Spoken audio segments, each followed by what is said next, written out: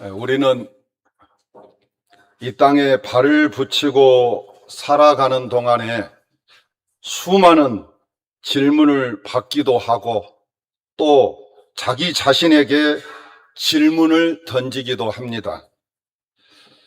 이런 질문을 자신에게 던져보신 분들이 있습니까? 어떻게 하면 내가 하나님을 더 잘 섬길까? 어떻게 하면 하나님을 더 잘 섬길 수 있을까? 어떻게 하면 하나님께 기쁨을 안겨드릴까?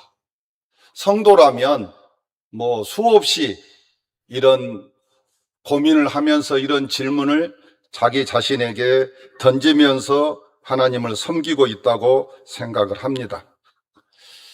우리 손주들도 저를 기쁘게 해주기 위해서 집에 오거나 만나면 목을 딱 끌어안고 뭐라고 하냐면 할아버지가 제일 좋아 그래요. 이모는 안 좋아 그래요. 이모가. 그래 놓고 조금만 있으면 자기들 뜻대로 안 해주면 할아버지 나빠. 할아버지하고 안 놀아. 이렇게 막 하는데요. 어쨌든 간에 어린 아이들도 어떻게 하면 기쁘게 해드릴까? 엄마를 기쁘게 해드리며 아빠를 기쁘게 해드리며 할아버지 할머니를 기쁘게 해드릴까를 생각하잖아요. 우리들도 어떻게 하면 하나님을 기쁘시게 해드릴 것인가 생각하면서 우리가 하나님을 섬겨야 됩니다. 오늘은 3대 통합 예배니까 어제 있었던 이야기를 참고 삼아서 해드리겠습니다. 어제 점심 때 김승려 권사님께서 밥을 아주 맛있게 또 많은 반찬들을 만들어 가지고 우리들끼리 먹기에는 너무 아까웠어요. 근데 제 아내가 저한테 집에 가고 식사하러 가세요 그러더니 자기는 안 오는 거예요. 그래서 전화를 했는데도 전화도 안 받고 막 그래가지고 이제 밥을 먹고 조금 있었더니 와가지고 제가 이런 말을 했어요. 당신이 안 와서 내 마음이 타들어갔다고. 이런 말들을 평소에 자주 했으면 진짜로 그런가 보다 했는데 오랜만에 한 번 했더니 나이가 들어서 그런다, 빈말이다, 막 이런 말들을 옆에서 해가지고 빈말이라도 그런데 이런 말을 하면 여자들은 기분이 좋다는 거예요. 그래서 오늘 옆에 아내가 있으신 분들, 그 다음에 또 남편이 계신 분들, 자녀가 있는 분들 빈말이라도 내가 너를 제일 사랑한다든지 네가 제일 아름답다 하든지 한마디 해보세요. 빈말이라도. 속으로라도 없으면 옆에 없으면 속으로라도. 그래서 훈련을 여러분들 하십시오. 어디 갔더니 이렇게 하더라고요. 우리 한번 왼손 잡고 잘해봅시다. 그랬더니 오른손 잡고 너나 잘해 그러더라고요. 그래서 우리가 이렇게 초를 치면 안 되죠. 초를 치면 안 돼. 오늘 본문은 베드로 사도가 이 세상이 끝날 날이 있다고 알리면서 갑자기 질문 하나를 던집니다. 그 질문의 내용은 뭐냐면 예수 재림을 기다리며 천국을 소망하며 살아가는 너희들이 어떠한 사람이 되어야 마땅하냐? 어떠한 사람이 되어야 마땅하냐? 어떻게 살아야 잘 사는 것이냐? 라는 질문을 던졌습니다. 베드로는 종말의 시기에 하나님 앞에서 어떠한 사람이 되어야 하는지를 묻습니다. 종말 신앙의 핵심은 종말의 날짜를 아는 것이 아니라 종말 시대에 합당한 삶을 우리가 사는 것입니다. 오늘 설교 제목은 너희가 어떠한 사람이 되어야 마땅하냐. 첫째로 거룩한 행실과 경건함으로 살아가는 사람이 되어야 된다. 우리 본문 11절을 보시면 너희가 어떠한 사람이 되어야 하냐. 거룩한 행실과 경건함으로 그랬습니다. 하나님은 우리에게 거룩한 행실과 경건함으로 살아가야 된다. 거룩한 행실이라고 하는 말은 어려운 말이 아닙니다. 세상과 구별된 삶을 말하고 있는 것입니다. 세상과 구별된 삶을 살아야 된다. 세상을 따라서, 세상 풍습을 따라서 우리가 세속에 물들어서 살아가서는 안 되고, 이런 세상과 우리는 구별된 우리가 삶을 살아가야 된다.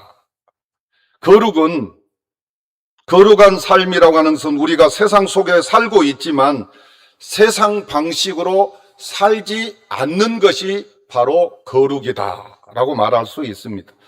그 다음에 경건이라고 하는 것은 인생의 본분대로 하나님을 경외하며 하나님 중심으로 살아가는 태도입니다.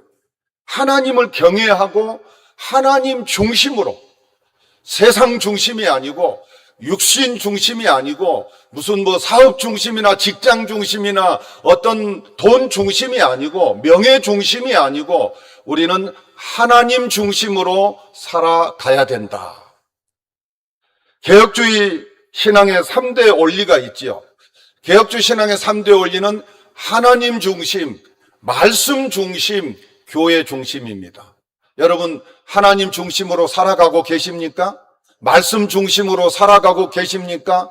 아니면 교회 중심으로 살아가고 계십니까?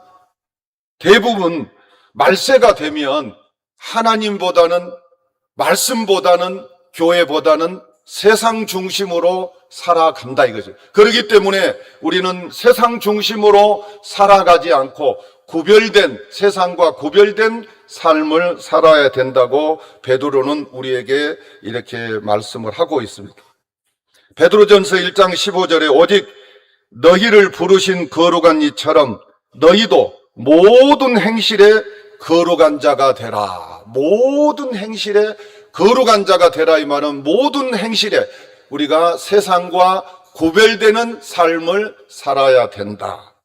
디모데전서 4장 7절에는 망령되고 허탄한 신화를 버리고 경건에 이르도록 내 자신을 연단하라. 훈련하라 이것입니다. 우리는 훈련하지 않으면은 우리는 자꾸 망령되고 허탄한 신화에 빠져들게 되는데, 우리가 훈련을 통해서, 경건 훈련을 통해서 이러한 허탄한 신화에 빠지지 않도록 우리가 지켜야 된다. 우리 자신을 지켜야 된다. 세상 사람들은 정욕을 따라서 살아갑니다. 정욕에는 육신의 정욕과 안목의 정욕과 이생의 자랑이 있는데, 세상 사람들은 육신의 정욕을 따라서, 안목의 정욕을 따라서, 그리고 여러분들 이생의 자랑에 매여서 살아가지만 하나님의 사람은 달라야 된다 이거죠. 하나님의 사람은 말이 달라야 되고 생각이 달라야 되고 행동이 달라야 되고 삶이 달라야 된다. 예수님의 재림을 믿는 사람들은 세상에 집착하지 말아야 된다. 오늘을 함부로 또 살지도 않아야 된다. 거룩한 행실과 경건함으로 그날을 준비하면서 살아가야 된다. 우리 2026년 우리 교회의 표가 뭐지요? 슬기로운 성도가 됩시다. 슬기로운 성도가 되자 이것입니다. 이게 구호로 그치면 절대로 안 되는 것입니다. 금년 한 해 동안 우리가 슬기로운 성도가 되기 위해서 정말 노력하고 또 노력해야 됩니다.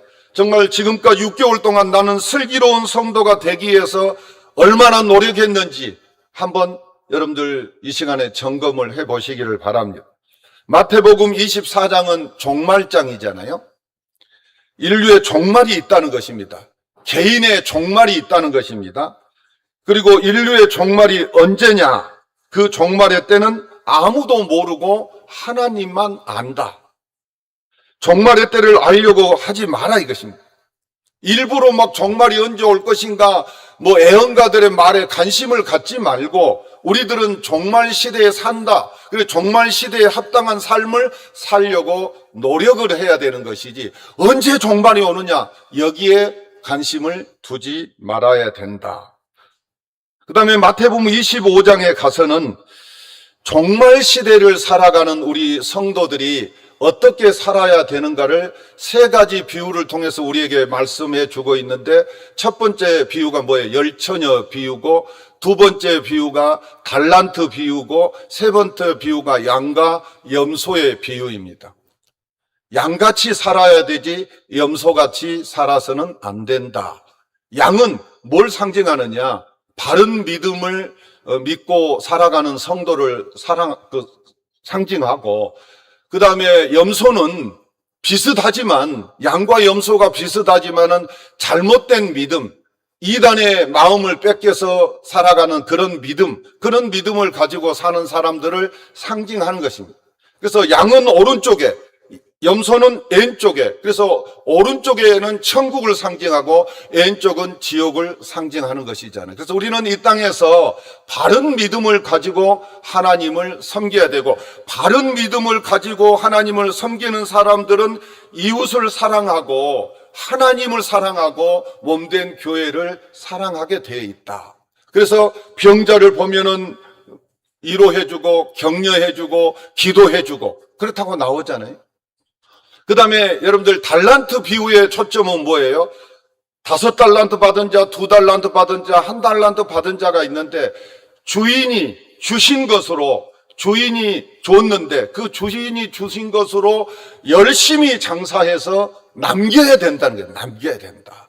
하나님이 우리에게 달란트를 주었는데, 우리에게 직분을 주셨는데 그 직분을 열심히, 그 직분을 합당한 삶을 살아서 남겨야 된다. 남겨야 된다. 땅에 묻어놔서는 안 된다. 직분을 받아가지고 땅에 묻어놔서는 안 된다. 그 직분에 합당한 삶을 살아서 남겨놔야 된다. 5달란트 받은 자는 5을 남겨서, 그래서 주님한테 뭐였어? 열심히 장사해서 결산할 때 잘했다 칭찬을 받았잖아요. 2달란트 받은 자도 마찬가지고. 그런데 1달란트 받은 자는 그 1달란트 받은 것을 땅에 묻어놨다가 나중에 책망받았잖아요. 그렇기 때문에 달란트 비유의 초점은 맡은 일에 우리가 충성을 해야 된다. 그리고 이제 열처녀 비유, 5처녀는 슬기로운 처녀고 5처녀는 미련한 처녀인데, 처녀들은 신랑을 맞이할 준비를 해야 된다. 신랑은 누구지요? 예수님을 맞이할 준비를 해야 된다. 언제 해야 되느냐? 평소에 해야 된다. 다급하게 하면은 때가 늦기 때문에 평소에 우리가 신랑 맞을 준비를 해야 된다. 그런데 어리석은 5처녀는 등은 준비가 돼 있지만 기름을 준비하지 않았고, 슬기로운 5처녀는 평소에 등도 준비해 놓고 기름도 준비해 놨다가 신랑이 올 때 그 신랑을 맞이하러 나아갔다. 그러나 어리석은 처녀, 등만 준비해 놓고 기름을 준비하지 않은 처녀는 신랑이 오니까 그때 주유소에 가서 기름 준비하러 가는데 혼인잔치의 문은 닫혀버렸고 그 예식에 들어가지 못하게 되었다. 그렇기 때문에 우리들이 평소에 이렇게 늘 준비하면서 살아가야 된다. 이것을 우리에게 말씀을 하고 있습니다. 죽은 고래는 물결을 따라서 정처 없이 떠내려 갑니다. 가만히 있어도 떠내려 갑니다. 그런데 살아있는 송사리는 물결을 거슬러 올라갑니다. 세상을 따라 흘러가는 것은 아주 쉽습니다. 여러분들 가만히 있으면 그냥 저절로 세상으로 흘러가게 돼 있습니다. 그런데 세상으로 깊이 이제 떠내려 가버리면 그 다음에 다시 거슬러 온다는 것이 얼마나 힘든지 모릅니다. 제가 한번 괌에 갔다가 물이 이렇게 흘러내리는데 어떤 사모님이 잘 떠내려갖고 어렸을 때 생각만 하고 수영을 어렸을 때는 잘했기 때문에 가고 했는데 다시 오려고 하니까요, 물결이 이렇게 내려오니까요, 그 다음에 여기 뭡니까 이게 튜브를 이렇게 몸에다 걸치고 하니까 아무리 수영을 하고 저도 안 되더라고요. 그래가지고 정말 죽을 힘을 다 해가지고 그래가지고 아주 배에 올라왔는데 또 사모가 있다가 2번 죽였어요.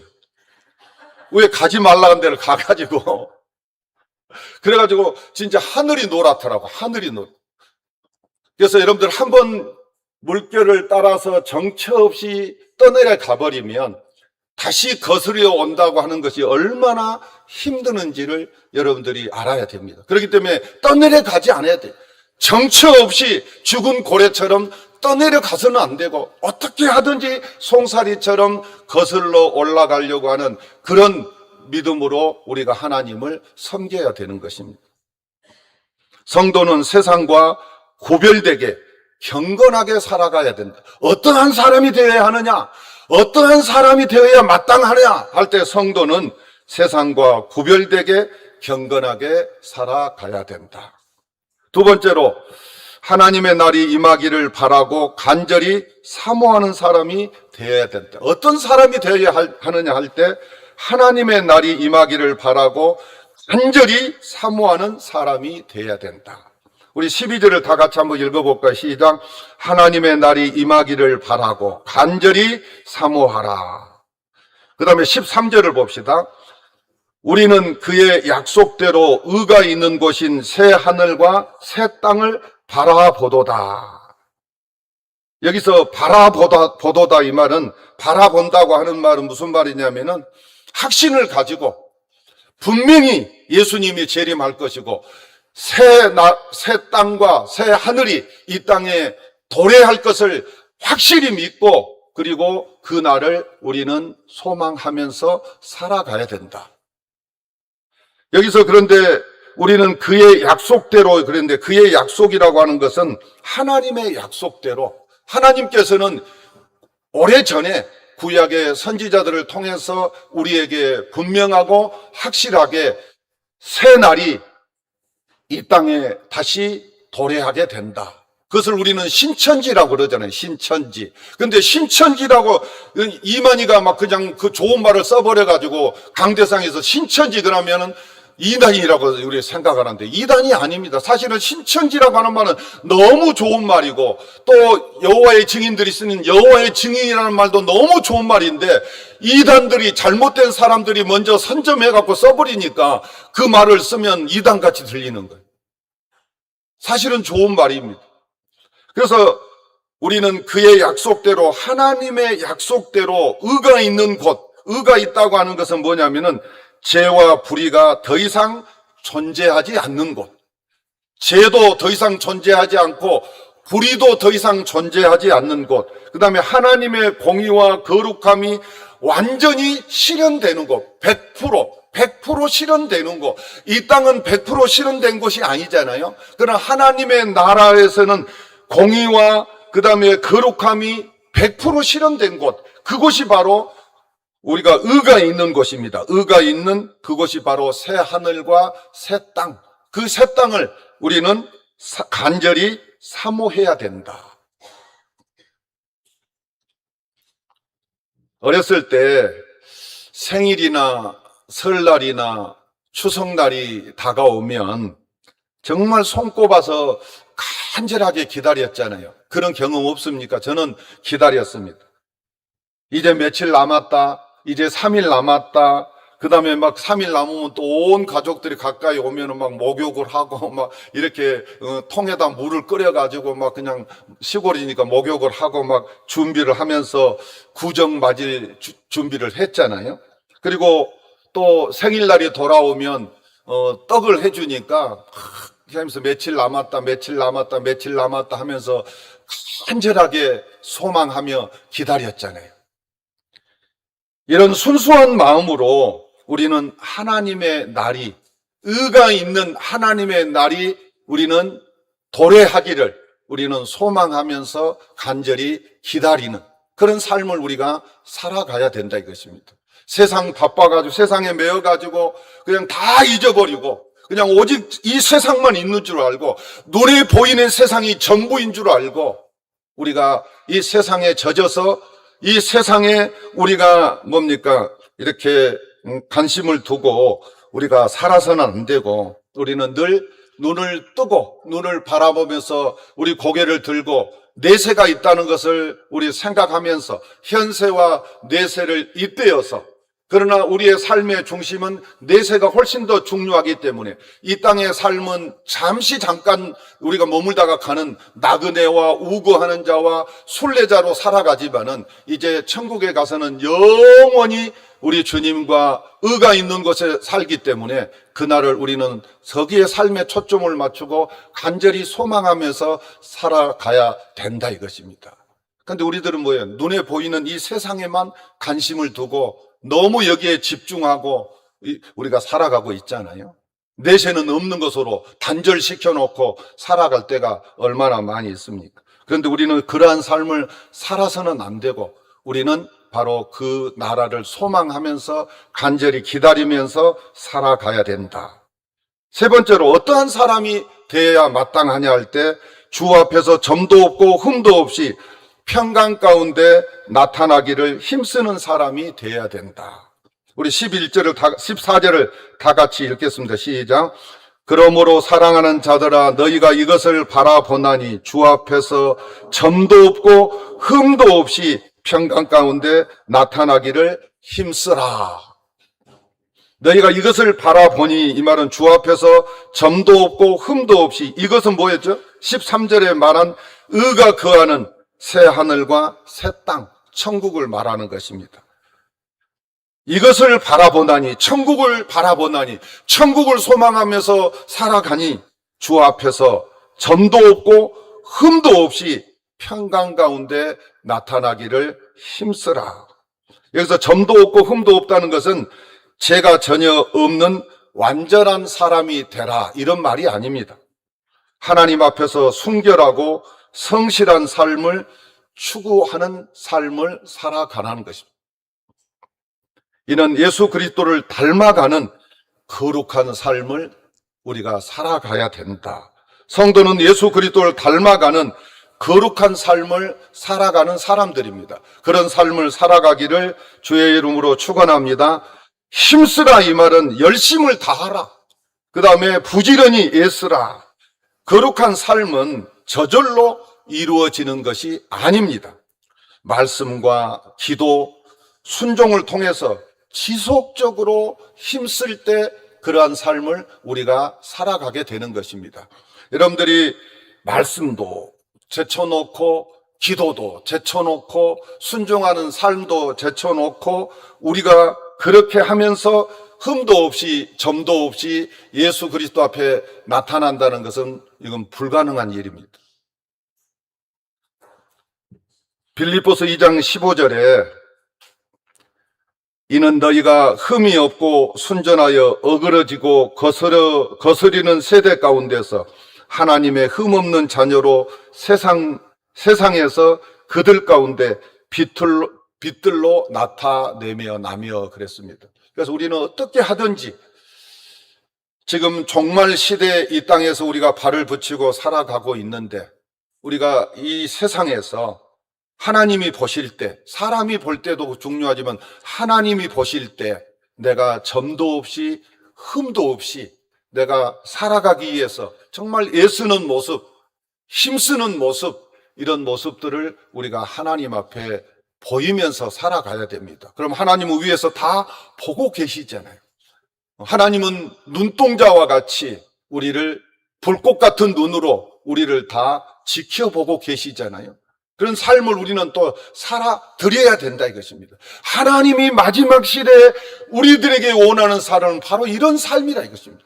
예수님을 닮아가는 거룩한 삶을 우리는 살아가야 되는데 세상 일에 너무 마음을 빼앗기다 보니까 그러한 사람을 놓치고 살아갈 때가 많이 있는데 우리는 그러한 사람들 중단하고 다시 한번 하나님이 기뻐하시는, 하나님이 요구하시는 우리가 신전 인격자로 살아가시기를 주의 이름으로 축원합니다.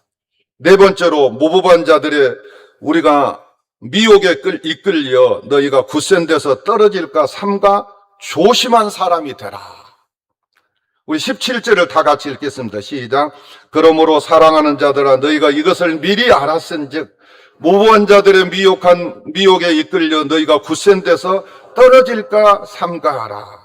베드로는 마지막으로 사랑하는 성도들에게 매우 중요한 경고를 전합니다. 너희가 이것을 미리 알았은즉 이것을 미리 알았은즉, 이 말은 이것은 거짓 교사들의 출현. 여러분들 계속 1절에서부터 10절까지 보면은 거짓 교사들의 출현을 얘기하고 있잖아요. 이단들, 거짓 그리스도, 거짓 선지자들, 그다음 하나님의 심판, 그리고 재림에 관한 가르침, 이것이 이것들입니다.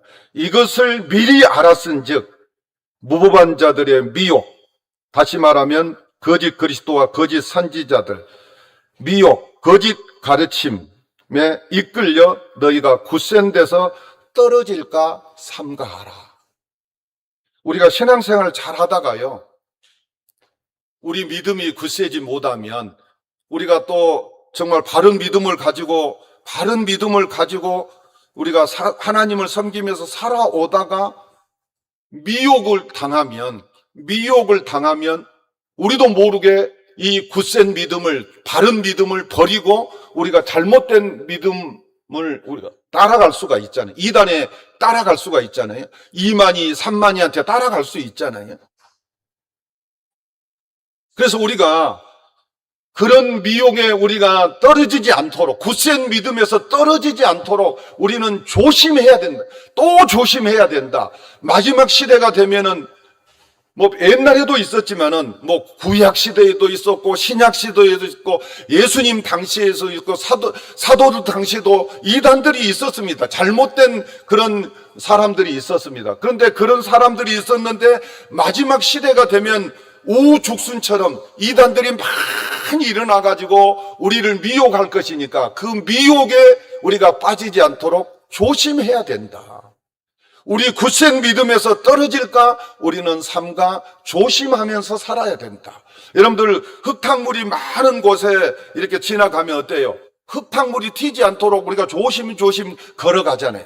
마찬가지로 우리가 마지막 시대에 많은 이단들이 나타나서 우리를 미혹합니다. 미혹하는 방법은 그냥 여러 가지 방법이죠. 뭐 돈을 막 뒤에서 밀어준다든지, 직장을 밀어준다든지, 막 마음을 밀어준다든지, 뭐 여러 가지 공세를 해가지고 우리를 바른 믿음 생활하고 있는 우리들을 미혹시켜가지고 잘못된 길로 이끌어가기 때문에 우리가 그런 데 떨어지지 않도록, 그런 미혹에 이끌리지 않도록 우리가 조심해야 된다. 한번 미혹되면은요, 절대로 벗어나기가 힘듭니다. 우리가 자녀들이 바람 나가지고 바람 피면은 아무리 부모가 저 상대방이 잘못됐다고 얘기해줘도 그 애는 막 거기 미혹돼가지고 그 남자에게 미혹돼가지고 거기서 헤어나지를 못하죠. 그러다가 아주 그냥 계속하다 나중에 당한 다음에 그때 내가 엄마 아빠 말을 잘 들었어야 되는데 하고 그때 이제 깨닫게 되는 것이죠. 그 당시에는 못 깨닫게 되는 거예요. 이단에 빠진 사람도 절대 못 깨닫게 되는 것입니다. 그렇기 때문에 아예 그런 이단에 빠지지 않도록 미리 사전에 우리가 삼가해야 된다. 떨어지지 않도록. 자, 마지막으로 우리가 어떤 사람이 되어야 하냐, 마지막 시대에 예수 그리스도의 은혜와 그를 아는 지식에 자라가는 사람이 되어야 됩니다. 우리 18절을 다 같이 읽어봅시다. 오직 우리 주 곧 구주 예수 그리스도의 은혜와 그를 아는 지식에 자라가라. 베드로 사도는 성도가 미혹을 이기는 방법, 그 다음에 믿음 안에서 바르게 사는 비결, 또 경건하게 거룩하게 사는 비결, 점과 흠이 없이 사는 비결이 뭐냐 할 때 예수 그리스도의 은혜와 예수 그리스도를 아는 지식으로 우리가 성장해 가야 된다. 우리가 성장해 가면 우리가 미혹에 빠지지 않는다 이것입니다. 우리가 점과 흠이 없는 그런 삶을 살 수 있다 이것입니다. 신앙은 멈춰 있는 것이 아니라 평생 성장해 가는 과정입니다. 신앙이 멈춰 있으면은요, 그 사람은 위험한 인물이 되는 것입니다. 이단에 유혹될 수도 있고, 물질에 유혹될 수도 있고, 같은 세상의 어떤 것들로 미혹이 될 수 있기 때문에 우리가 신앙이 멈추면 안 되는 것이고, 우리는 계속해서 우리의 믿음을 성장시키는 길로 나가야 되는 것입니다. 신앙은 얼마나 오래 믿었느냐가 아니라 얼마나 믿음으로 성장했는가가 더 중요한 것입니다. 얼마나 오랫동안 믿었어요? 나 30년, 40년 엄마 뱃속에서부터 믿었다. 그게 중요한 게 아니고 얼마나 내 믿음이 성장했느냐. 예수 그리스도의 은혜 가운데서 예수 그리스도를 아는 지식 가운데서 내 믿음이 얼마나 많이 성장을 했느냐. 이것이 중요한 것입니다. 그래서 우리 교회에 수요일 날 성경 공부 하잖아요. 어떤 분들은 너무 좋다고 하는데, 근데 세상 일이 바쁘고 그래서 못 나오지요. 또 토요일 날 아침 9시에 또 성경 공부 하잖아요. 너무 좋은데. 물어보세요. 성경 공부 하신 분들 다음에 한번 간증을 한번 시킬까요? 너무 좋아가지고 제가 이제 그만하자고 하면은, 더 하자고 그래요. 계속, 이거 아침, 토요일 날 사실은 제 목사에게는 토요일이 제일 황금 시간입니다. 설교 준비하는 시간입니다. 그런데도 성경 공부하신 분들이 너무 좋아하기 때문에 9시부터 11시까지 2시간 동안 성경 공부를 같이 하잖아요. 뭐 다른 거 하는 게 아니에요. 성경을 읽고, 각자 읽고, 언제든지 와도 괜찮아요. 각자 우리가 한 장을 다 같이 돌아가면서 읽고, 거기에서 받은 나에게 감동을 주는 말씀이 어떤 것인가 자기가 설명하고, 그리고 난 다음에 일상 속에서 또 내가 경험한 것들을 서로 간증하고, 그런 다음에 제가 이제 전체 한 장을 이제 이렇게 노트에 다 정리해가지고 나눠줘가지고 그걸 통해서 마무리를 합니다. 얼마나 좋아요. 그 다음에 또 주일날 점심 먹고 나서 당회실에서 또 여러분들 믿음이 확신이 없는 분들 언제든지 모셔가지고, 또 교회 처음 오신 분들 언제든지 해서 성경 공부를 제가 또 하고 있잖아요. 이런 성경 공부를 통해서 믿음은 어디에서 난다고 그랬어요? 들음에서 나니까.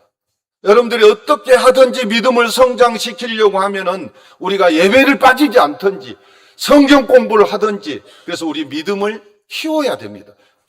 믿음을 키워야 우리가 거룩하게 살 수 있고 경건하게 살 수 있고 또 이단에 미혹되지 않게 되고 우리가 하나님의 거룩한 뜻을 이룰 수 있게 되는 것입니다. 그래서 우리가 어떤 삶을 살아야 되느냐 할 때 우리는 계속해서 성장하는 삶을 살아야 된다. 멈추어서는 안 된다. 우리 성장이 멈추는 그날이 바로 내 신앙이 미혹되는 날이라 이렇게 생각하면 되고, 우리가 미혹되어 빠지지 않도록 하기 위해서 우리 믿음을 지속적으로 성장시켜 가야 되는 것입니다.